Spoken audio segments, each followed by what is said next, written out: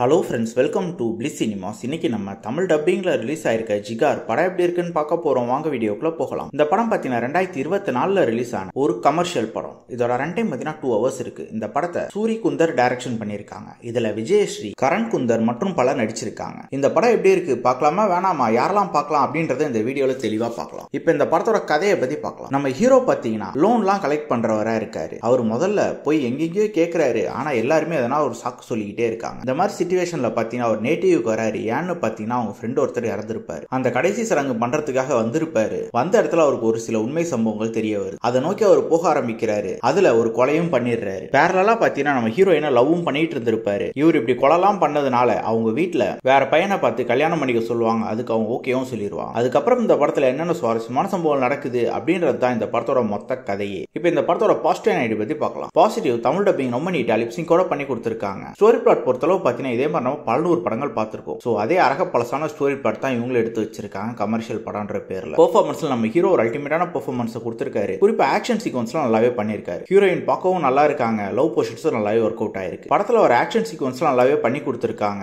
அதுக்கேத்த மாதிரியே சினிமோட்டோகிராஃபி அதுக்கு பயங்கரமா ஹெல்ப்ஃபுல்லா இருந்திருக்கு. சவுண்ட் எஃபெக்ட்ஸ், பிஜிஎம்மும் நல்லாவே இருக்கு. இந்த படத்துல மத்தபடி புதுசா சொல்லிக்கிற அளவு எந்த விஷயமே கிடையாது. ஸ்கிரீன் பிளே ரைட்டிங்கும் பாத்தீங்கன்னா ரொம்ப பிளாட்டா தான் போகுது. அதே மாதிரி நம்ம பல படங்கள்ல பார்த்து பழக்கப்பட்ட அதே ஸ்டோரி பிளாட், சீன்ஸும் அதே மாதிரி தான் இருக்கு. புதுசா ஒரு சீன் பார்த்த மாதிரி கூட இல்ல. எல்லா சீனுமே கிட்டத்தட்ட பிரெடிக்டபிளா லாகிங் ஆகும் தான் இருக்கு. ஓவராலா பாத்தீங்கன்னா ஒரு பிலாராஜான படம் தான். வேணும்னா ட்ரை பண்ணி பாருங்க. இன்னொரு வீடியோல சந்திக்கலாம். தேங்க்யூ.